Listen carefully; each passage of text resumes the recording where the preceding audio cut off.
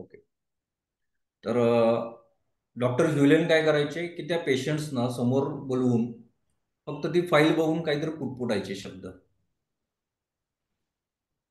आणि थोड्या वेळानं त्या पेशंटला सांगायचे की जावं तुम्ही.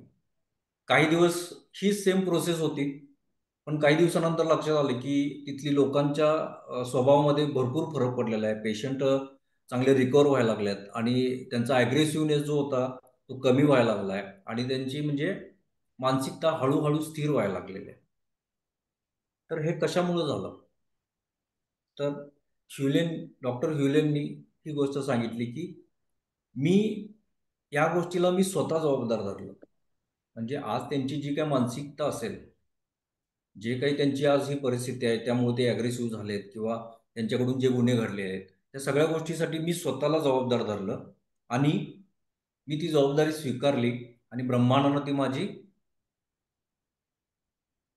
चूक किंवा ती माझी जी फॉरगिव्हनेस आहे, तो त्यांनी ॲक्सेप्ट केला आणि पेशंटच्या मध्ये हळू फरक पडायला लागला.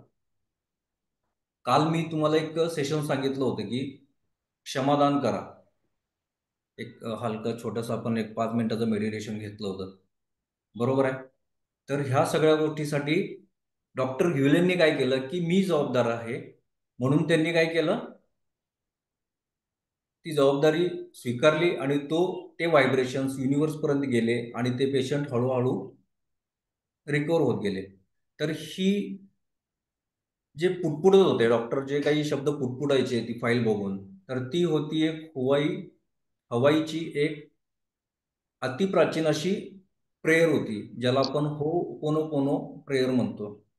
तुम्ही बऱ्याच YouTubeला वगैरे ऐकलं असाल, की हो'ओपोनोपोनो प्रेयर ही एकच मिनिट हां. 1 मिनिट हां.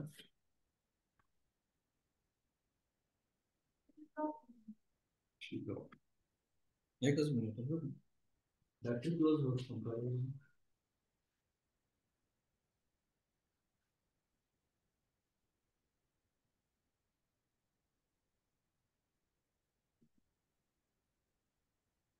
सॉरी बरं.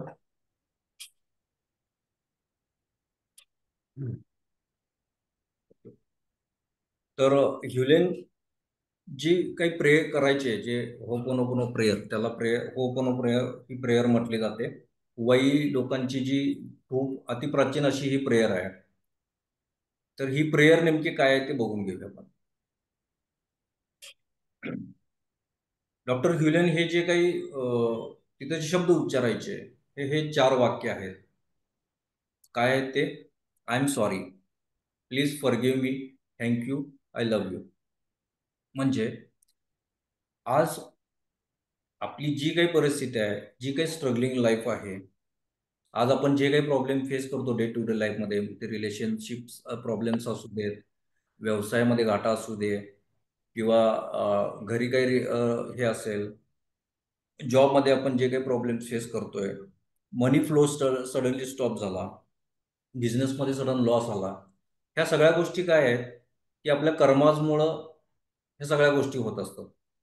तर मी काल सांगितलं होतं, की हो'ओपोनोपोनो ही प्रेयर ही आपण एक आपलं कार्मिक डेप्थ पण कमी करत असते.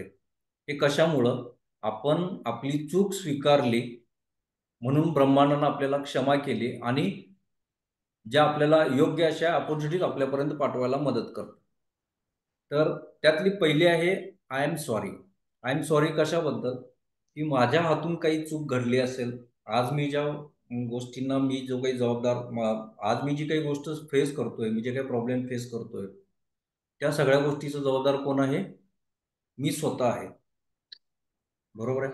आज एखाद्या बिझनेसमध्ये मला लॉस आलाय. मी काय करतो? ते कस्टमरच मला असं भेटलं, तो व्यापारी समोरचा मला दगा दिला त्या व्यक्तीने किंवा एखाद्याने मला फसवलंय. पण त्यानं तुम्हाला फसवलं, त्याचे कर्म खराब झाले. पण त्याच्याशी व्यवहार करण्याची बुद्धी जी होती किंवा निर्णय जो होता, तो कोणाचा होता? आपला स्वतःचाच होता. बरोबर आहे. एखादं रिलेशन आपलं एखाद्याबद्दल बिघडलेलं आहे, भांडण झालंय किंवा नवरा-बायकोंमध्ये काही डिस्प्यूट्स आलेले आहेत किंवा अजून मैत्रीमध्ये काही डिस्प्यूट्स आलेले असतील. किंवा अजून भागीदारीमध्ये काही व्यवसाय करतोय त्या दोघांमध्ये डिस्प्यूट्स आले असतील, तर ह्या सगळ्या गोष्टीसाठी जबाबदार कोण असणार आहे? मी स्वतःच असणार आहे. कुठलेही निर्णय जर चुकीचे ठरले असतील, ज्या गोष्टीला मी फेस करतोय आज प्रॉब्लेम, त्या निर्णयाला जबाबदार कोण असणार आहे? मीच असणार आहे, कारण तो निर्णय मी स्वतः घेतला होता. बरोबर आहे ना? तर त्या गोष्टीसाठी मी क्षमा मागतो. मला मनापासून माफ कर. बरोबर आहे? तर ही आय एम सॉरी म्हणजे काय? की मी मनापासून जी काही माझ्याकडून चूक झालेली आहे ती मनापासून स्वीकारलेली आहे. ठीक आहे? Please forgive me. मी क्षमा मागितलेली आहे. तूही मला क्षमा कर. मी माफी मागितलेली आहे. तू मला क्षमा कर. Thank you.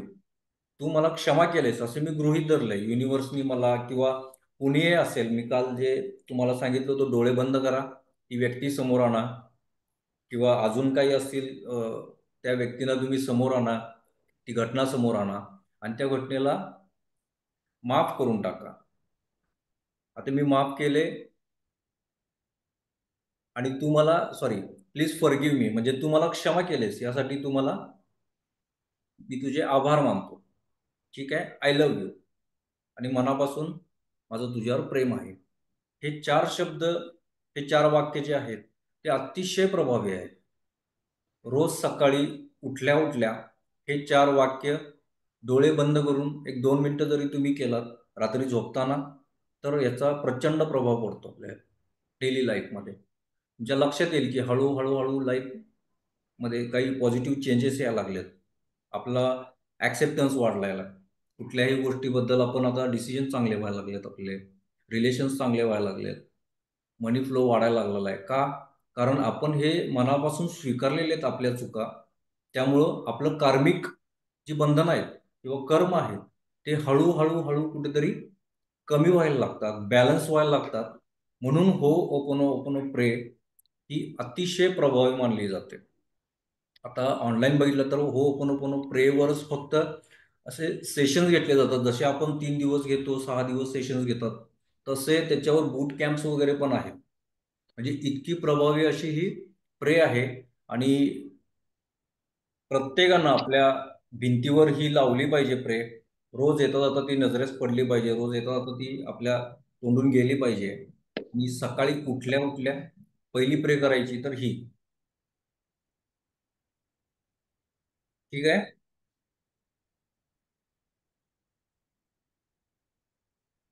नेक्स्ट स्क्रीन बघूया आपण.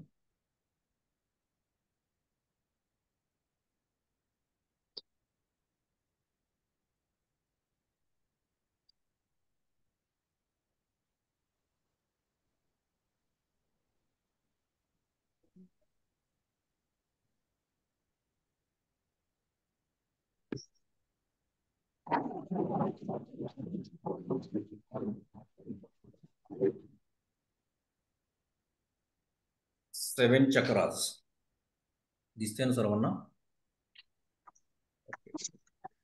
ही किती लोकांना माहिती आहे की आपल्या शरीरामध्ये हे 7 चक्रास असतात किंवा याच्याबद्दल काही डिटेल माहिती आहे का काही लोकांना? ओके.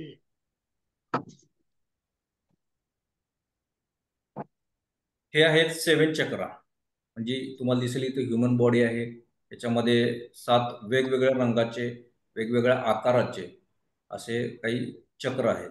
बरोबर आहे? तर हे चक्र हे आपल्या शरीरामध्ये जंक्शनचं काम करत असतं. म्हणजे अ, तसे शरीरामध्ये आपल्या 114 चक्र आहेत आपल्या बॉडीमध्ये. 114 चक्रापैकी हे जे महत्त्वाचे चक्र आहेत, हे 7 चक्र आहेत.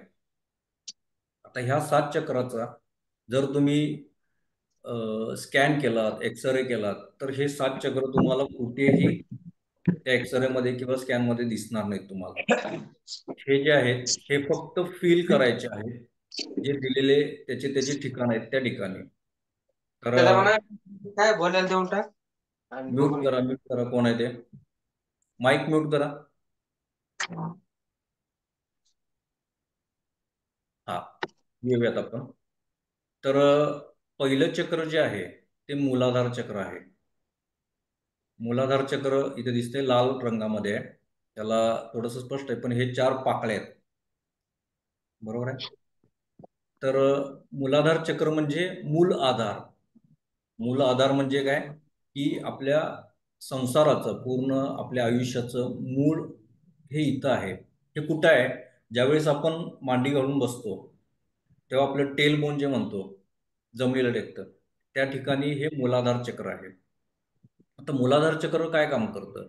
तर रोटी, कपडा, मकान म्हणजे आपल्या मूलभूत गरजा आहेत ते हे प्रोव्हाइड करत असतं.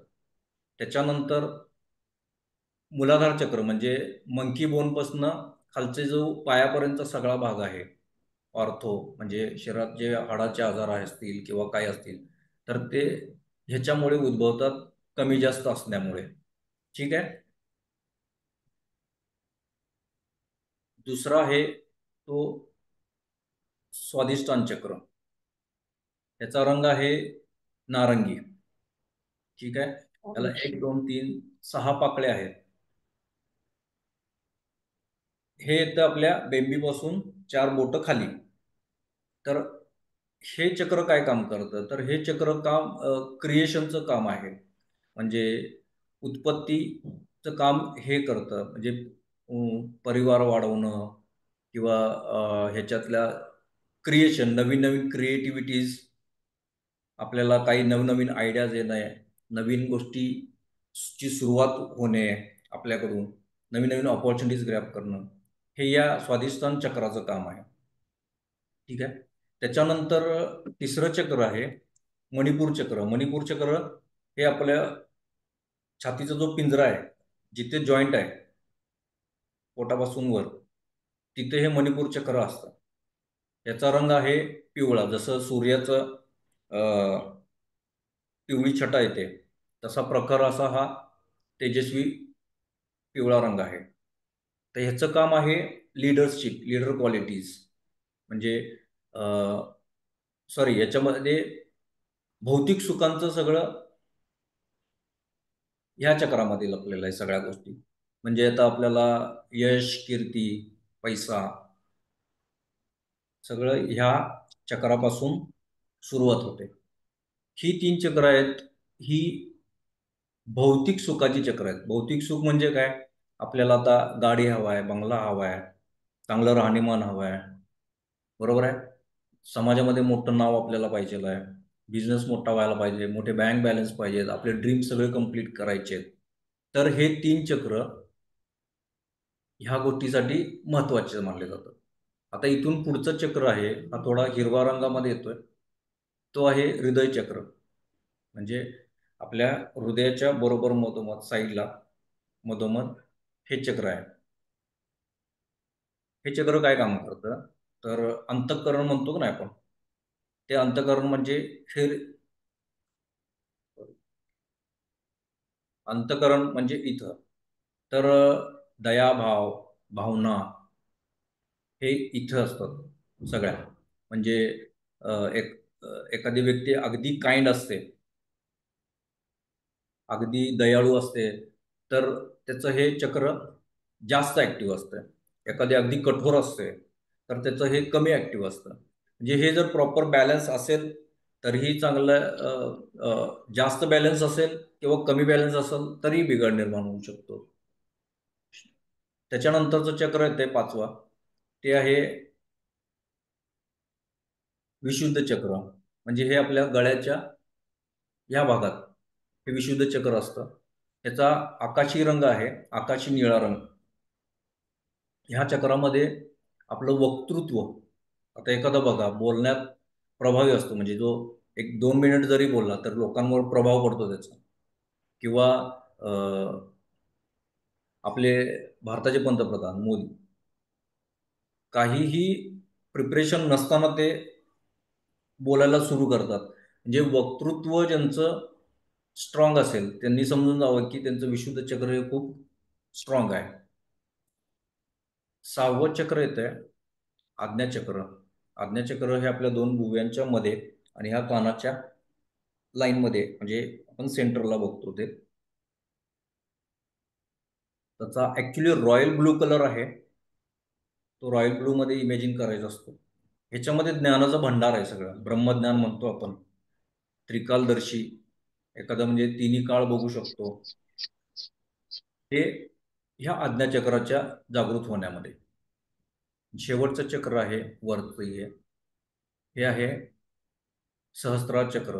म्हणजे 1000 पाकळ्या असलेल्या एखाद्या फुलासारखं हे चक्र आहे. ह्याचा पर्पल कलर आहे आणि हे शांतीचं प्रतीक आहे. म्हणजे हे जर चक्र तुमचं ओपन झालं तर वैराग्य स्थिती असते. म्हणजे सगळे भौतिक सुख पार करून तो पलीकडे गेलेला असतात. जसे हिमालयातले सिद्ध साधू आहेत.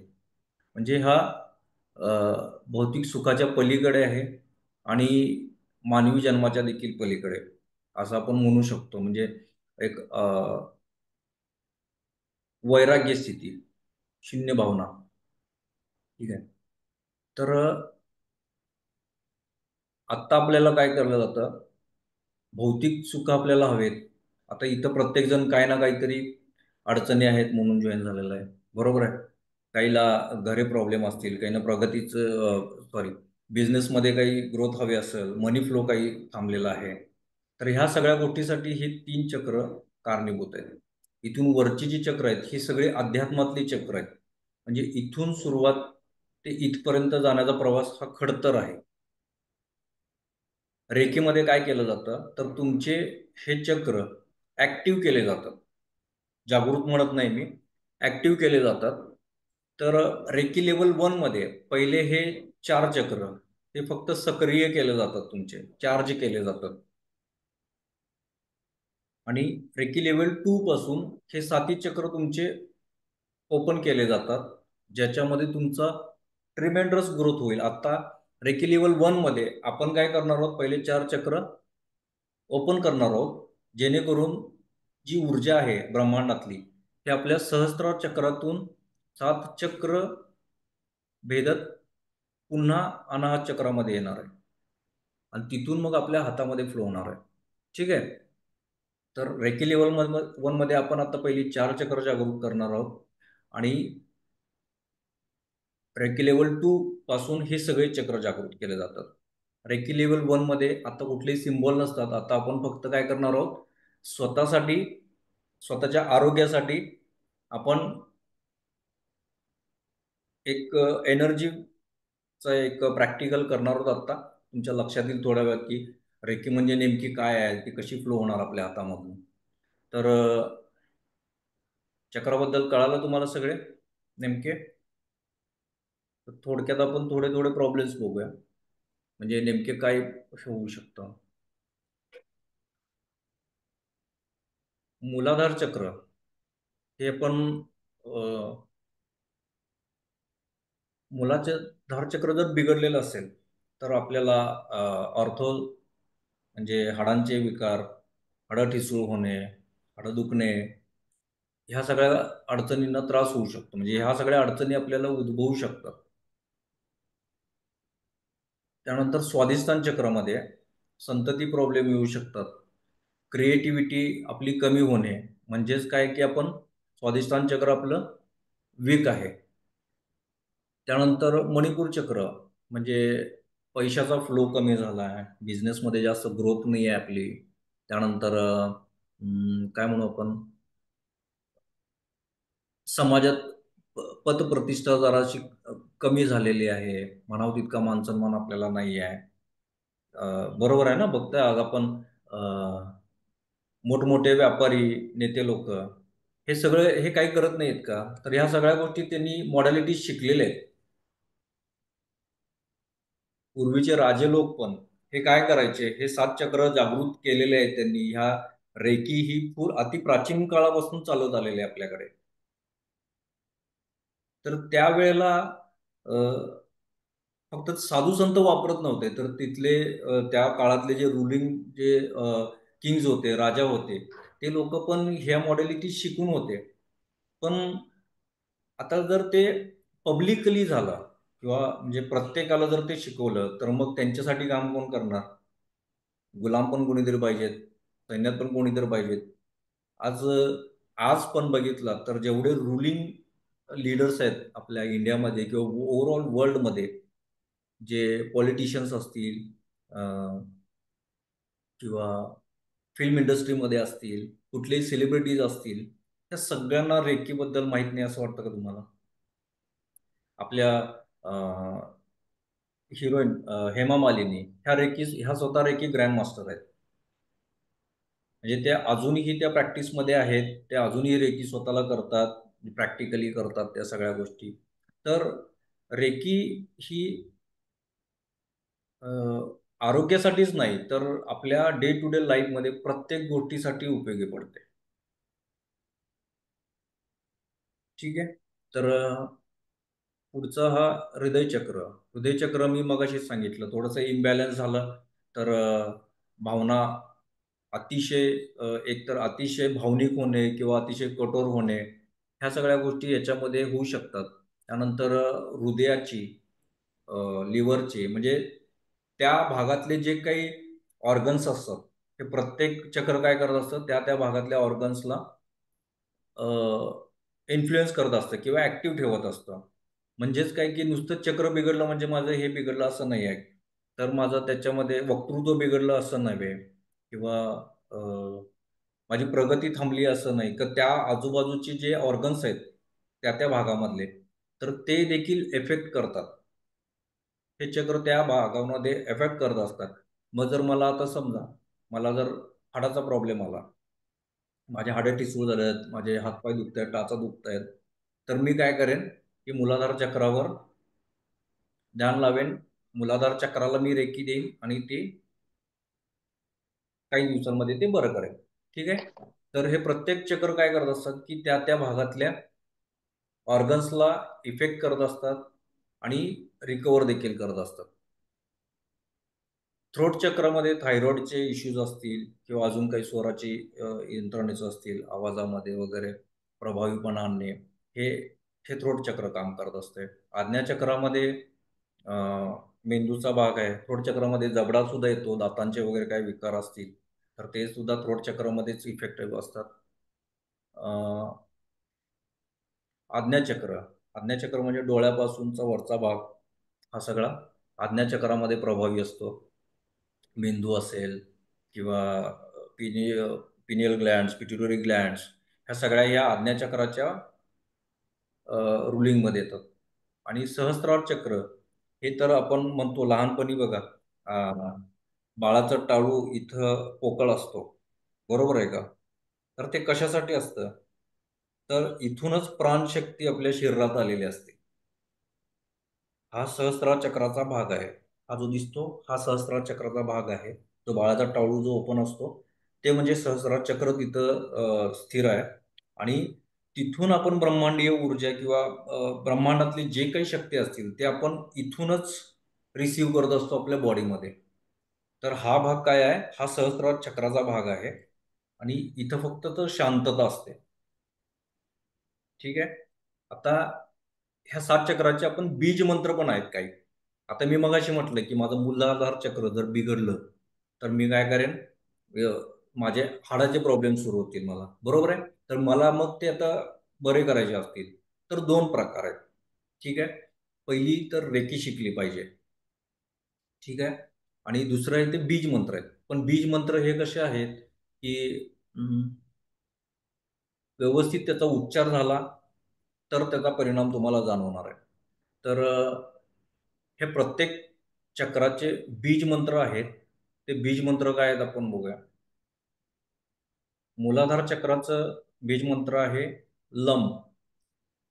लम, लम, ल वर टीम.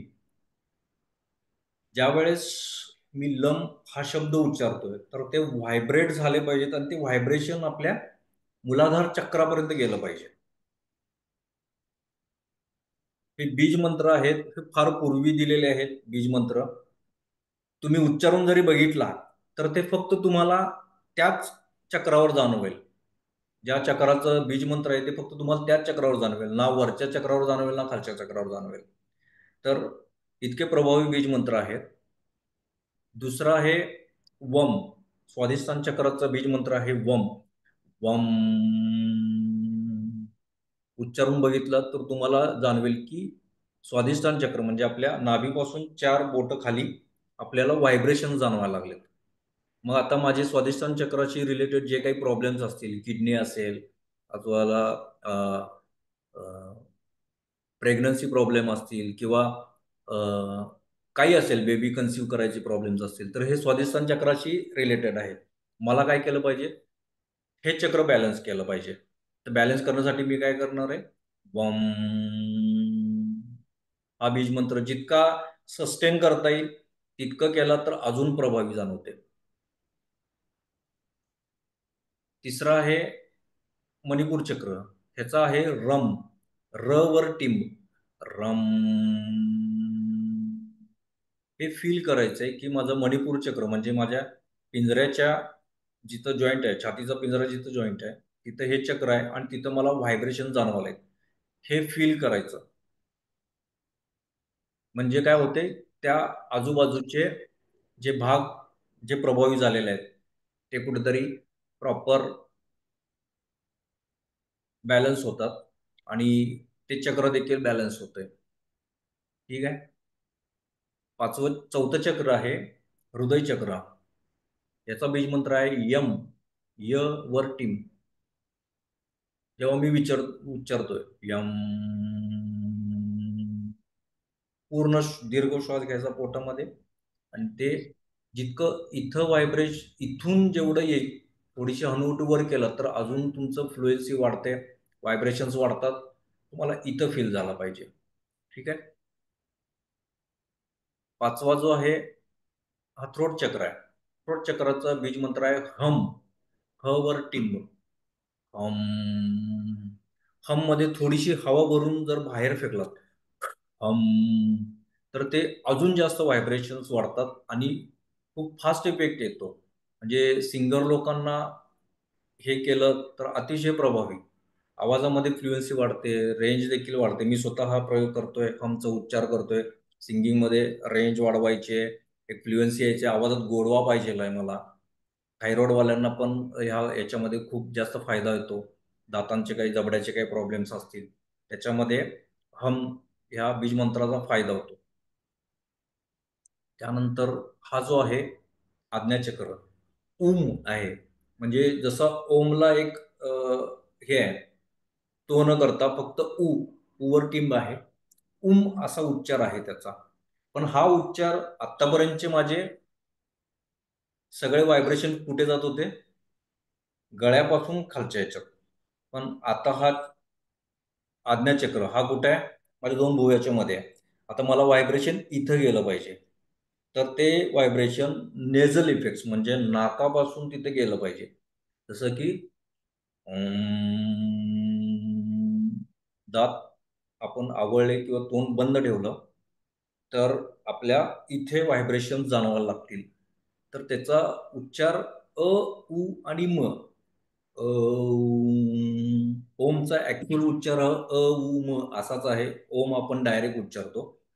तर त्याचा उच्चार आपल्याला नजल मधून करायचा आहे. नाकाच्या वरच्या भागात मला व्हायब्रेशन द्यायचे आहेत. तर नोझल इफेक्ट तिथं व्हायब्रेशन्स यायला पाहिजेत. आणि इथं ऍक्च्युअली ओम असा आहे, पण इथं शक्यतो शांत राहिला तर खूप छान. म्हणजे इथं फक्त शांतता अनुभवायची असते. ह्या चक्राला बीज मंत्र ओमच आहे. पण शक्यतो बीज मंत्र न करता आपण शांत तो ह्या जागेला जर ध्यान केलं तर सहस्त्रार चक्र उघडते असं नाही. कारण सहस्त्रार चक्र उघडणं याच्यासाठी अष्टयोग आहेत. अष्टांग योग माहीत असेल प्रत्येकाला. तर अष्टांग योग जे खूप खडतर आहेत त्या गोष्टी कराव्या लागतात. योगासनही करावे लागतात. त्यानंतर समाधी अवस्थापर्यंत पोचल्यानंतर पण खूप उच्च कोटीची साधना करावी लागते. तेव्हा हे सहस्त्रार चक्र ओपन होतं. म्हणजे ह्या जन्मात तरी आपल्याला शक्य नाही असं आपण म्हणूयात. कारण ह्याला कर्म किंवा ह्या सगळ्या गोष्टी बॅलन्स असणं पण खूप महत्त्वाचं असतं. संचित कर्म ह्या जन्मातल्या आपण काही गोष्टी केलेल्या आहेत. तर ते सहस्रार चक्र ओपन करणं हे सहजासहजी गोष्ट नाही आहे. त्यामुळे तिथं फक्त शांतता अनुभवणे इथपर्यंत आपण आपल्या या ह्युमन लाईफमध्ये आपण इथपर्यंत आज्ञाचक्रापर्यंत आपण ॲक्टिवेट करू शकतो, जागृत करू शकतो. पण तिथंही आपल्या शेवटी कर्माचा भाग आहे. आपले कर्म कसे बॅलन्स आहेत, त्याच्यावर ते चक्र स्थिर असतात. जर आपले कर्म बिघडले, इथं आपण इथं जर थॉट्स आपले बिघडले, तर आज्ञाचक्र खराब होणार आहे. आपले सतत विचार, ओव्हर थिंकिंग आणि खूप जास्त विचार आपण दिवस-रात्र करतोय. निगेटिव्ह थॉट्स खूप जास्त येतात आपल्याला. तर आज्ञाचक्र आपलं डिस्टर्ब होणार आहे. ॲक्टिव्ह आपण भले कितीही केलं, तर आपले थॉट्स पहिला सुधारणं महत्त्वाचं आहे. चांगले थॉट्स आणणे किंवा इतरांबद्दल चांगले विचार करणे. हे या जर ठेवले, तर सहस्त्रार चक्र पण बॅलन्स राहतं. तसंच ह्या चक्राचं देखील आहे. थ्रोट चक्राचं.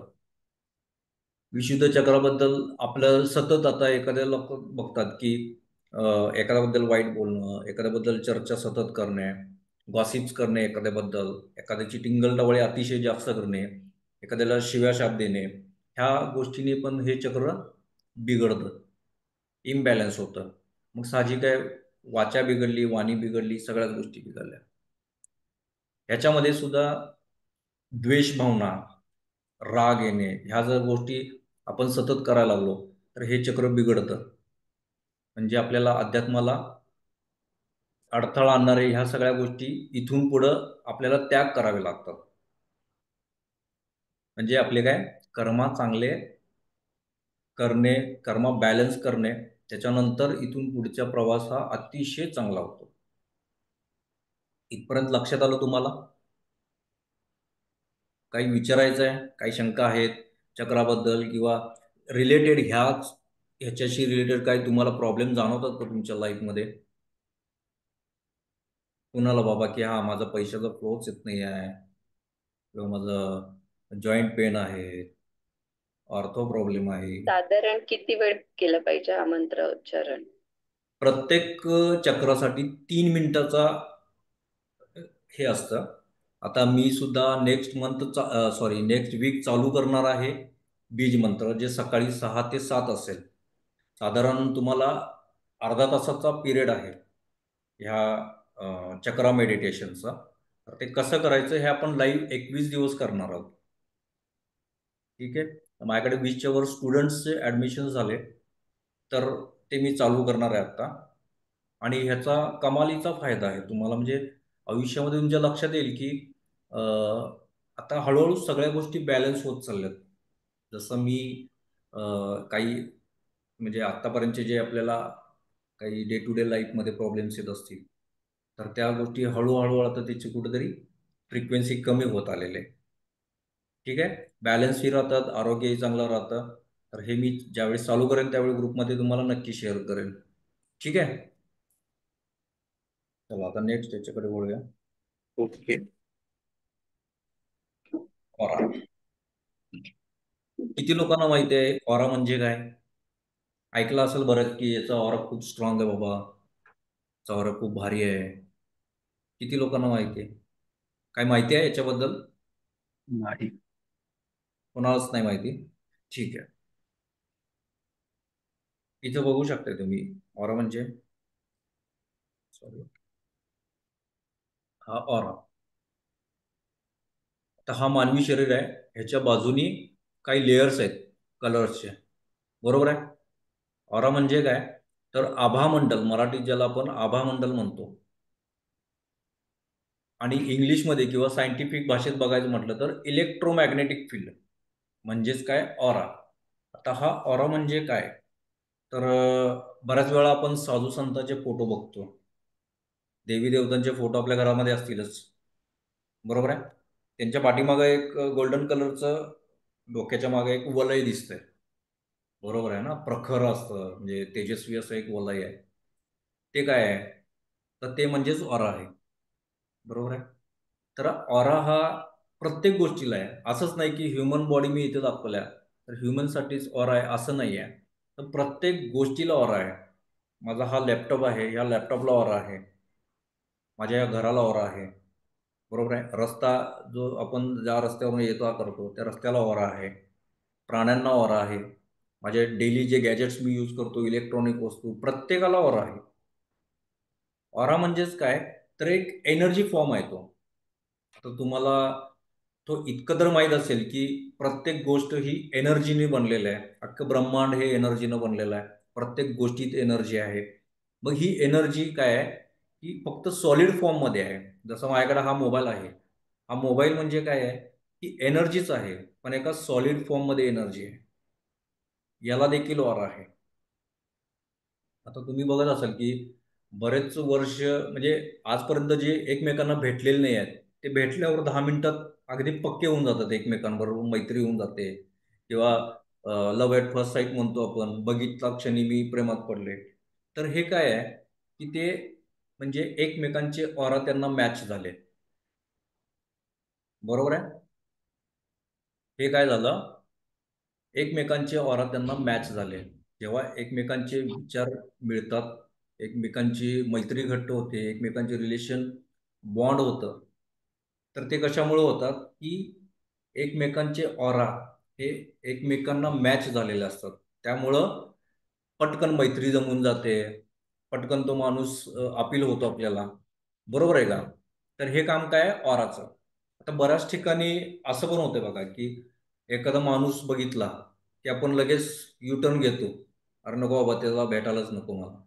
का? एखादा इरिटेटिंग पर्सन असतो, तर त्याचा ऑरा आपल्याला मॅच होत नसतो. म्हणजेच काय की त्याचा ऑरा लो असतो, ऑरा खराब असतो. म्हणून आपण काय करतो, एखाद्याबद्दल नाव जरी काढलं तर आपल्याला चीड येते किंवा आपण त्या गोष्टीला सतत टाळत असतो. किंवा एखाद्या घरी आपण जर गेलो, एखाद्याच्या घरी किंवा एखाद्या जागेला आपण गेलो, तर तिथं आपल्याला डोकं दुखायला लागतं किंवा एक अननेसेसरी भीती वाटायला लागते. होते का असं बऱ्याच जणांना? कुठे जरी गेलो आपण, डोकं जड व्हायला लागलं किंवा तिथं बसू वाटत नाही मला अजिबात. तर हे काय आहे की त्या जागेचा ऑरा हा खराब आहे, निगेटिव्ह आहे, खराब आहे किंवा डिस्टर्ब आहे असं म्हणूया आपण. तर ऑरा हा प्रत्येक गोष्टीला आहे. अगदी टेन्शनमध्ये आहोत आपण आणि मंदिरात एक अर्धा तास, 10 मिनिटं, 15 मिनिटं जाऊन बसलो, मंदिरात फेऱ्या मारल्या, एक 15 मिनिटं जाऊन बसलो तिथं, बाहेर पडल्यानंतर फ्रेश होतो आपण. बरोबर आहे. याचं कारण काय की त्या मंदिरातनं जो बाहेर पडणारी फ्रिक्वेन्सी आहे किंवा त्या मंदिराचा जो ऑरा आहे हा प्रचंड पॉझिटिव्ह आहे. मंदिराला कळस असतो. बरोबर आहे. कळस हा कशासाठी आहे आपल्या भारतीय मंदिरांमध्ये, तर कळस हा काय करत असतो, युनिवर्समधली जी एनर्जी आहे ती एका पॉइंटमध्ये येते. म्हणजे कळसाला जो टोक असतं आणि त्या पॉइंटमधून जो कळस आहे तो परत पुन्हा अशी आतमध्ये एनर्जी फेकली जाते. म्हणजे एनर्जीचे कळस, सॉरी, मंदिराचे कळस हे एनर्जी ग्रॅब करणारे सगळ्यात जास्त. म्हणून आपल्याला काय होतं की कुठेही कुठल्याही मंदिरात जाऊ तुम्हाला अगदी शांत वाटतं, मन प्रसन्न होतं. बरोबर आहे. आता काही दिवसापूर्वी मी बघितलं होतं, आपल्या नरसिंहवाडीची सॅटेलाईटमधून एक हे काढला होता, फोटो घेतला होता. तर त्याच्यामध्ये त्याचा ऑरा इतका प्रचंड आहे. नासाने नासाने बहुतेक ते फोटो हे केला होता. तर तिथली एनर्जी इतकी प्रचंड आहे, त्याचा ऑरा इतका स्ट्रॉंग आहे, जो असा खूप लांबपर्यंत पसरलेला आहे. बरोबर आहे. अशा बऱ्याचशा मंदिरांमध्ये देखील असतं की तिथे गेल्यानंतर मला फ्रेश वाटतो. म्हणजेच काय की त्या जागेचा ऑरा हा खूप स्ट्रॉंग आहे, म्हणून आपण तिथे गेल्यानंतर फ्रेश होतो. बरोबर आहे. म्हणजेच काय, तिथली एनर्जी स्ट्रॉंग आहे. एनर्जीचा नियम काय आहे की एनर्जी ही क्रिएट केली जात नाही आणि नष्टही होत नाही. Energy cannot be create, cannot be destroy. बरोबर आहे. ऊर्जेचा नियम आहे. नियम हा कधीही बदलत नाही. नियम म्हणजे कायमस्वरूपी, फिक्स. ठीक आहे. तर एनर्जी क्रिएट होत नाही आणि डिस्ट्रॉय होत नाही. याचं उदाहरण बघा, ती एका माध्यमातून दुसऱ्या माध्यमामध्ये ट्रान्सफर करता येते आपल्याला. जसं मी मंदिरात गेलो, माझी एनर्जी लो होती, तिथली एनर्जी माझ्यामध्ये ट्रान्सफर झाली, मी पॉझिटिव्ह झालो. बरोबर आहे. एकदम मला लो फील होते आणि अचानक एखादं लहान बाळ माझ्यासमोर आलं आणि मी त्याच्यावर एक 5 मिनिटं जरी खेळलो किंवा त्याचा स्पर्श जरी झाला तर आपल्याला एकदम पॉझिटिव्ह फील व्हायला लागतं. बरोबर आहे का? म्हणजेच काय की एनर्जी एकमेकांची ट्रान्सफर झाली. तर एनर्जी ही फक्त ट्रान्सफर होऊ शकते एकमेकांमध्ये. जसं मृत्यूनंतर आपण म्हणतो आत्मा हा काय आहे, एनर्जीचं स्वरूप आहे. आत्मा अमर आहे. हे शरीर फक्त नष्ट झालेलं आहे. आत्मा परत दुसऱ्या जन्माला दुसऱ्या शरीरामध्ये येणारच आहे. म्हणजे एकातून दुसऱ्या ह्याच्यामध्ये ट्रान्सफर झाला. बरोबर आहे? लक्षात आलं ऑरा म्हणजे काय तुम्हाला? हो आलं. हा. आता हा ऑराला तुम्हाला 7 कलर दिसतील. बरोबर आहे? हे 7 रंग कशाचे आहेत? तर आपण आता जे 7 चक्रांचे रंग बघितले, त्या 7 चक्रांचे हे रंग आहेत. दिसतो सहस्रार चक्र, मी जांभळा रंग सांगितला होता, पर्पल. त्यानंतर रॉयल ब्ल्यू सांगितला होता. तर हे सगळे जे बाहेर हे आहेत ते सगळे चक्रांचे कलर आहेत, जे बाहेर आपल्याला रिफ्लेक्ट होतात. काही काही लोकांचा ऑरा हा कित्येक फूट लांबपर्यंत येतो. काही काहींचा ऑरा 1 इंचभर शरीरातनं पण बाहेर नसतो. हे कशामुळं होतं? तर आपल्या साधना जशा आपण वाढवतो, मेडिटेशन जसे आपण वाढवत जाईल, तसं आपला ऑरा स्ट्रॉंग होतं. जसे विचार शुद्ध करत जाईल, तसं आपला ऑरा स्ट्रॉंग होतो. काही काही वेळा खाण्याची पद्धती, सात्विक अन्न खाल्लं की ऑरा स्ट्रॉंग व्हायला लागतो, चक्र बॅलन्स व्हायला लागतात. ध्यान धारणा, पूजापाठ ह्या सगळ्या गोष्टीतून काय होतं, मन शुद्ध जसं होत जाईल, विचार शुद्ध होत जाईल, तसं ऑरा हा स्ट्रॉंग होत जातो. तसे हे ऑराचे 7 रंग हे 7 चक्रांचे रंग आहेत. आता ऑरा बिघडल्यावर काय होते बघा. मगाशी दाखवला तो अगदी क्लिअर होता ऑरा. बरोबर आहे? आता हा जो ऑरा आहे इथं दिसतोय. आता आत्तापर्यंत ऑरा हा कसा होता, आपल्या डोळ्यांनी बघू शकत नव्हतो. त्याला प्रॅक्टिस करावं लागते, त्राटक साधना आहे किंवा सतत त्याची प्रॅक्टिस केल्यानंतर आपल्या डोळ्याला देखील दिसतं. आता ग्रँड मास्टर झाल्यानंतर हीच प्रॅक्टिस दिली जाते. ऑरा लोकांचा डोळ्याने आपल्या बघता यावं याची एक कंटिन्यू प्रॅक्टिस दिली जाते. त्याच्यावरून लक्षात येते की समोरचा माणूस आपल्याला नेमके प्रॉब्लेम्स कशामुळे यायला लागलेत. ठीक आहे. तर इथे एक ऑरा दिसतो. काय लिहिले, ए सिक पर्सन, म्हणजे तब्येत खराब आहे त्याची. आपल्याला आयुष्य म्हणजे कुठलाही आजार होण्या अगोदर 6 महिने कळू शकतं, आधी कळू शकतं. हे कशामुळं? ह्या ऑरामुळं. 6 महिने आधी हा ऑरा डिस्टर्ब व्हायला लागतो. आता इथं तुम्हाला दिसते की बराच डिस्टर्ब आहे ऑरा, अनइवन आहे. म्हणजे कुठं जास्त आहे, कुठं खंड पडलेला आहे. तर हा ऑरा जेव्हा वीक होतो, जेव्हा असं डिस्टर्ब होतो, त्यावेळेस आपल्या शरीरामध्ये आजार यायला चालू होतात. ठीक आहे. दुसरा हा जो ऑरा फोटो आहे ह्याच्यामध्ये पण दुसरं तुम्हाला सिक पर्सन आहे. अनइवन डिस्ट्रीब्युशन, म्हणजे एकसारखा कुठलाच लेअर नाही आहे याचा. एक लेअर इथं खंडित दिसतोय, हा लेअर याच्यामध्ये भाग गेलाय, हा इकडे जास्त आहे, इथे कमी आहे. तर हे काय झालेलं आहे, हा पण योग्य नाही आहे. म्हणजे हा पण आपल्या डे टू डे लाईफमध्ये प्रॉब्लेम करणारा ऑरा आहे. हा जो ऑरा आहे हा एकदम परफेक्ट ऑरा आहे. हा हेल्दी पर्सन आहे. इवन इमॅनेशन्स, म्हणजे अगदी परफेक्ट लेयर आहेत सगळे. म्हणजे हा काय, याचं आरोग्य चांगलं आहे, याचं डे टू डे लाईफ चांगलं आहे, सगळ्याच गोष्टी चांगल्या आहेत. लक्षात आलं? ऑरा हा ऑराचं प्रॅक्टिस पण असं केलं जातं, जसं आपण बघतो आपला अंगठा समोर धरायचा एका पांढऱ्या बॅकग्राऊंडला आणि त्याकडे कंटिन्यू बघत राहिलं तर थोड्या वेळानं त्याचा वलय आपल्याला दिसायला लागतं. त्याच्यावरून देखील कळतं, पण त्याला खूप जास्त प्रॅक्टिस लागतं, एकाग्रता खूप जास्त लागते. इव्हन माणसाला जरी आपण एखाद्या व्यक्तीला आपण व्हाईट बॅकग्राऊंडला उभं करून जर एकटक त्याच्याकडे बघायला चालू की थोड्या वेळात त्याची इमेज हलायला लागते. इमेज हलत नसते, ॲक्च्युली तो ऑरा आपल्याला दिसायला चालू होत असतो. ठीक आहे. लक्षात आलं आपल्याला ऑरा म्हणजे काय, ऑरा बिघडल्यावर काय होऊ शकतं? ठीक आहे. आता आपण एक काम करूया.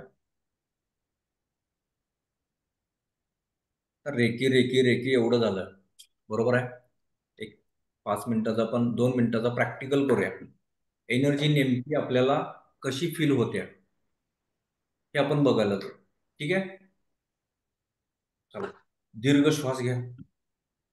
काल सांगितलंय श्वास कसा अगदी पोटापर्यंत आतपर्यंत गेला पाहिजे. डीप एक 3 श्वास घ्या.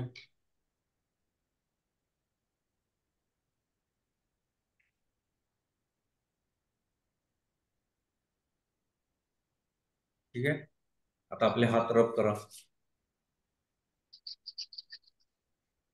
दोन्ही हात रब करा, टाळी वाजवा, परत रब करा.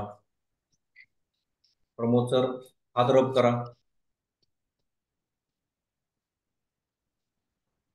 Vinod sir, Vaishnavi sir, Vaishnavi madam sorry, video on केला तर बरं होईल. प्रॅक्टिकल सेशन आहे, 2 मिनिटासाठी तरी ऍटलीस्ट व्हिडिओ ऑन करा.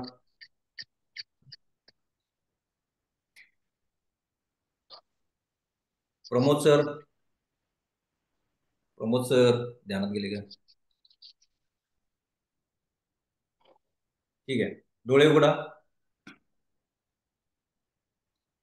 डोळे उघडले, हात रब करा, आणि वाजवा, पुन्हा रब करा.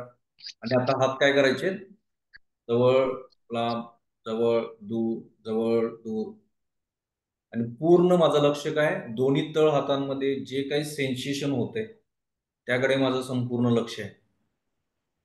जाणवतंय काही? आता स्थिर करून बघा,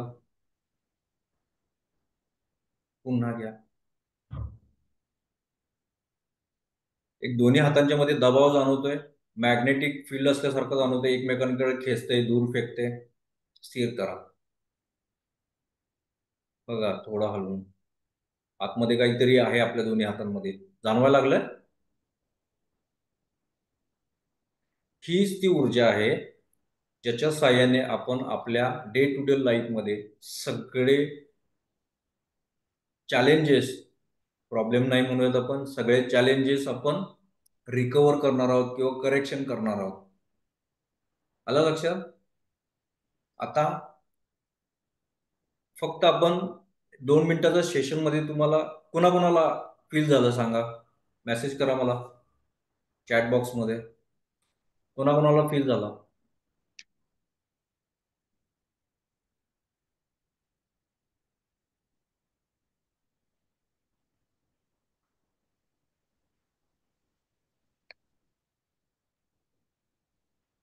रेश्मा मॅमला फील झालं, फील झालं, सगळ्यांना फील झालं असेल.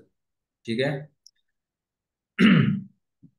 तर मगाशी सांगितलं, रेकी ही एक हस्तस्पर्श चिकित्सा म्हणून ओळखली जाते. हाताच्या तळ हाताच्या स्पर्शाने आपण काय करणार आहोत, लोकांचे आजार बरे करू शकतो, आपल्या प्रत्येक वस्तू आपण बऱ्या करू शकतो, प्रत्येक आयुष्यातले अडचणी आपण दूर करू शकतो. तर हा फ्लो अजून फास्ट होणार आहे आपल्यामध्ये, जवळजवळ 30 ते 40% हा फ्लो अजून फास्ट होणार आहे. हा कधी होणार आहे? अट्युनमेंट नंतर. आता आपली शेवटच्या दिवशी अट्युनमेंट असणार आहे. अट्युनमेंट म्हणजे काय आहे? तर रेकी ही एक गुरु शिष्य परंपरा आहे. म्हणजे गुरूंकडून शिष्य, शिष्यांकडून परत ही गुरु शिष्य परंपरा चालत आलेली आहे. अट्युनमेंट म्हणजे शक्तिपात असतो. हे तुमचे 7 चक्र, मगाशी आम्ही सांगितलं की पहिल्या लेवलमध्ये तुमचे 4 चक्र जागृत होणार आहेत. जागृत म्हणजे ऍक्टिव्ह होणार आहेत. आणि त्याच्या थ्रू आपला फ्लो किंवा आपण आपले जे काही डेली आजार असतील, आपण स्वतःचे डॉक्टर होणार आहोत आणि ते स्वतःला हील करण्यासाठी आपण त्याचा वापर करणार आहोत. ठीक आहे. हेच रेकी लेवल 2 मध्ये काय होतं की काही सिम्बॉलच्या माध्यमातून आणि 7 चक्र आपले बॅलन्स केले जातात, ऍक्टिव्ह केले जातात. आणि सिम्बॉलमुळे हे अतिशय जास्त म्हणजे 50% पॉवर वाढते. रेकी लेवल 3 ही मास्टर लेवल असते. मास्टर लेवलमध्ये तुम्ही इतरांना देखील हील करू शकता. डिस्टन्स हिलिंग मध्ये असतं, म्हणजे तुम्हाला स्थळ काळ वेळेचं भान म्हणजे लिमिट नाहीये त्याच्यामध्ये. म्हणजे आज माझा एखादा व्यक्ती अमेरिकेमध्ये बसलाय आणि मी सांगलीमध्ये बसलोय किंवा पुण्यामध्ये आहे एखादा व्यक्ती, आणि त्याला जर कुठं दुखणं असेल, काही हे असेल, तर मी इथं बसून देखील त्याला हिलिंग देऊ शकतो. त्याला डिस्टन्स हिलिंग म्हणतात. हे रेकी लेवल सेकंड थर्ड मध्ये शिकवलं जातं तुम्हाला. त्याचे काही पॉवरफुल सिम्बॉल्स असतात. त्यानंतर तिसऱ्या याच्यामध्ये तुम्ही शिकवू शकता पुढे. आणि चौथी लेवल असते ती ग्रँड मास्टर लेवल असते. ग्रँड मास्टर म्हणजे जसं मी आज तुमचे क्लासेस घेतोय, मी तुम्हाला अट्यून करू शकतो, म्हणजे तुमचा शक्तिपात करू शकतो. हा अधिकार फक्त ग्रँड मास्टरला असतो अट्युनमेंट देण्याचा. तर असे 4 स्तर आहेत याचे. 1, 2, 3 आणि चौथा ग्रँड मास्टर्सचं. तर ते आपण नंतर टप्प्याटप्प्याने बघणार आहोत. जे जे कोणी इंटरेस्ट असेल ते याच्यानुसार सिलेबस तुम्हाला मी शेवटी देणारच आहे, रेकी लेवल 2 आणि 3चा. ठीक आहे. तर शेवटच्या दिवशी आपण अट्युनमेंट घेणार आहोत, की कुणीही चुकवू नका. आत्तापर्यंत तुम्ही जे काही ज्ञान घेतलंय हे 2 दिवस 3 दिवस, उद्याचा पण दिवस होणार आहे. उद्या हे आपण अपर ॲफर्मेशन्स बघणार आहोत. ॲफर्मेशन्स म्हणजे आता आपण बऱ्याच वेळा आपण म्हटलंय की ॲफर्मेशन हे आता प्रत्येकाला माहिती आहे. YouTubeवर असेल किंवा रील्सवर पण आता ॲफर्मेशन इतकं ट्रेंडिंगमध्ये आलेलं आहे. Affirmations, affirmations, affirmations. तर ॲफर्मेशन्स नेमके काय आहेत? बऱ्याच लोकांना त्याचा फरक पडला नसेल, पण तो का पडला नसेल हे आपण उद्या बघणार आहोत. ॲफर्मेशन्स कसे हवेत, कसे द्यायचे, काय द्यायचे हे आपण उद्या बघणार आहोत. ठीक आहे. फक्त आता अट्युनमेंटचा दिवस मी आज रात्री फायनल करून तुम्हाला सांगेन. त्या दिवशी प्रत्येकानं जितकं होईल तितके लाईट कपडे आणि अगदी व्यवस्थित असलं पाहिजे. सकाळीची वेळ असेल तर अतिशय उत्तम, कारण सकाळी ही एनर्जी खूप पॉवरफुल असते. संध्याकाळी आपण थकून आलेलो असतो, थकवा जाणवला म्हणजे डेली लाईफमध्ये आपण काही ना काहीतरी प्रत्येकजण काम करतच असेल, 8 तास 10 तास आल्यानंतर थकवा असतो. तो थकवा किंवा म्हणजे ती तुम्हाला 100% जर ती एनर्जी हवी असेल तर सकाळचा वेळ अतिशय उत्तम आहे. सकाळचा वेळ तुम्ही मला सांगा 7च्या आतमधला, तर अर्धा तास आपल्याला लागेल. ठीक आहे. तर मी तुम्हाला दिवस कळवेन आणि वेळ देखील कळवेन. 2 दिवसामध्ये आपण अटोनमेंट घेणार आहोत आणि उद्या एक आपला सेशन असेल लास्ट. ठीक आहे. ठीक आहे. आता काही कोणाला काही विचारायचं आहे किंवा काय? 1 मिनिट मी हे बंद करतो, रेकॉर्डिंग बंद करतो.